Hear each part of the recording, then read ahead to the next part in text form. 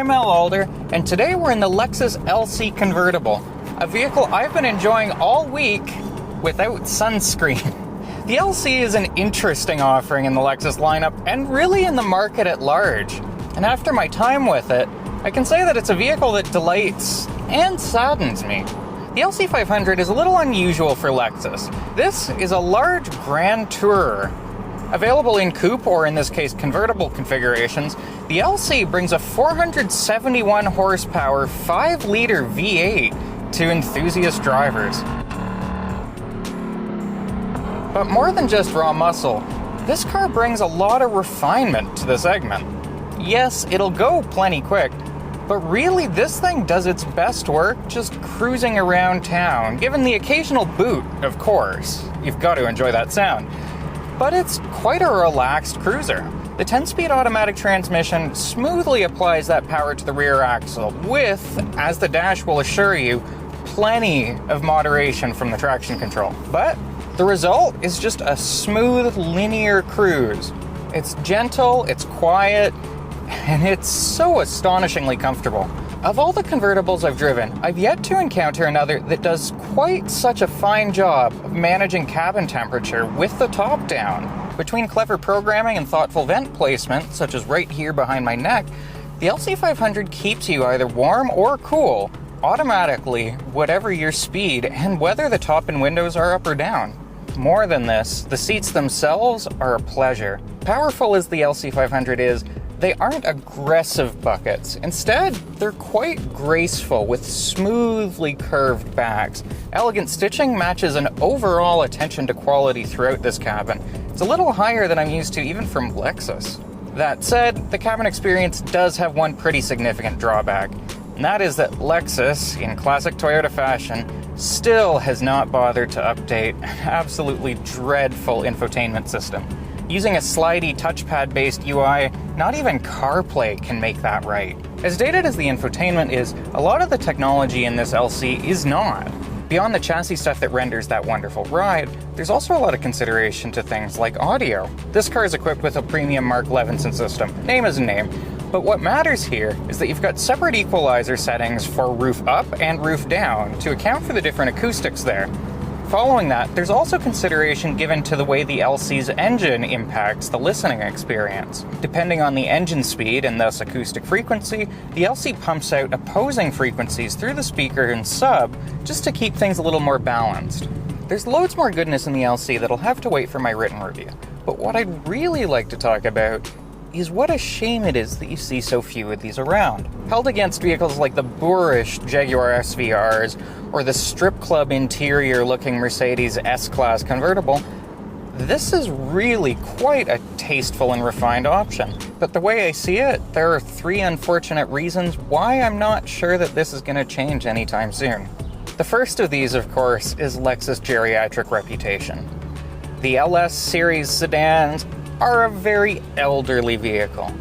And, to be quite honest, the price tag of this thing is pretty elderly as well.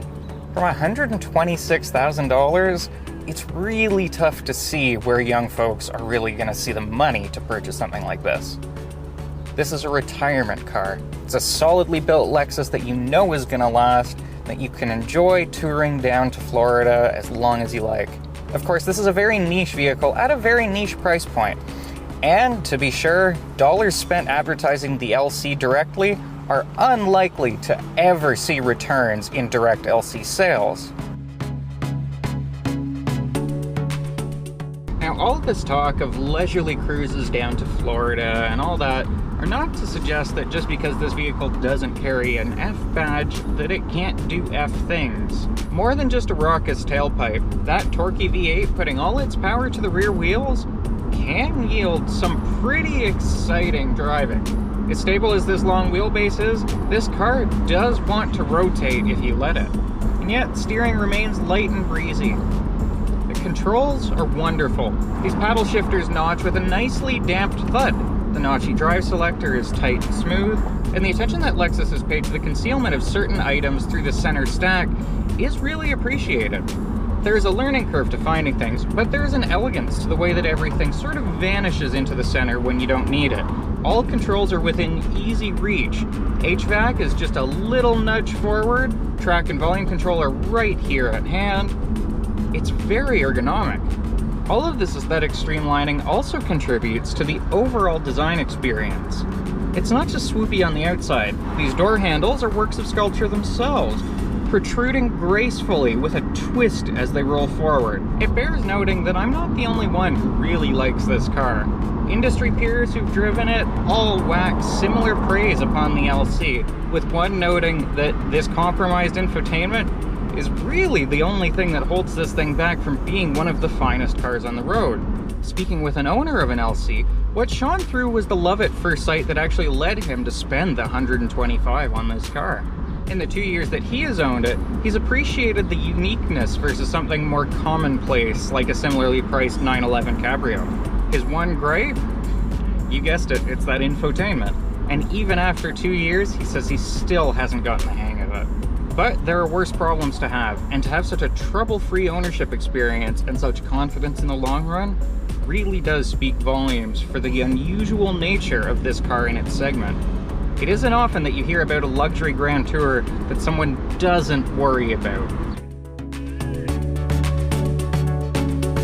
Now, I don't want to mislead. This Lexus is not a sports car. A Grand Tour, it's big, it's long, it's heavy, it's very stable, it's very smooth, but it doesn't feel like something you want to throw into the corners lest it plow with understeer. That said, find it a straight, and the LC delights with those V8 noises.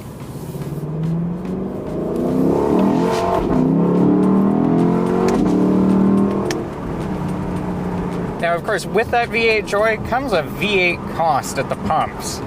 This thing has been a little painful to run this week. Official numbers, you're gonna get a little below 13 and 10 city and highway. The way I've been driving this and enjoying its exhaust note, I've been pushing 13 to 16. It's well worth it and plenty enjoyable even without getting into high-speed license danger. Rolling this on the highway and knowing that you can lean into this if you feel so inclined, it's just a pleasant experience. Really, the greatest charm of this car is the knowledge that it can do so much more than you'll ever really feel the need to explore. Of course, there's another key element at play here too, and that is the styling. As controversial as Lexus spindle grills are, which they've since acknowledged people don't like, this thing works. The sharp creases and swooping lines give the LC a presence that not many others in its class can offer. And with a vibrant palette, particularly featuring some excellent metallic shades, the LC turns a lot of heads.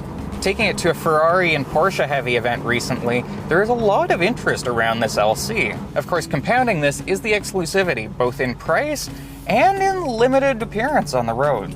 The LC stands out, and that is a feature that I think will attract certain buyers.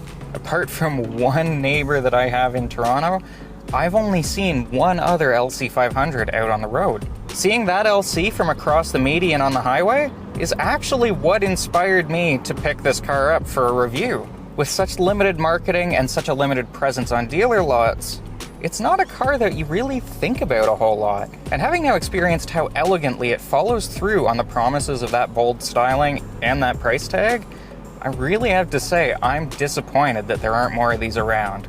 Will it be a future collectible? Well, the LFA didn't sell very well either, and look at the prices they go for now. More than that, this thing being this mighty V8, these powertrains won't be around for much longer. Really, I'd say get one of these things while you can. For Driving.ca, I'm Al Alder. For more luxury and performance cars, news, and reviews, be sure to follow us online and check us out on our social medias on Instagram and Twitter.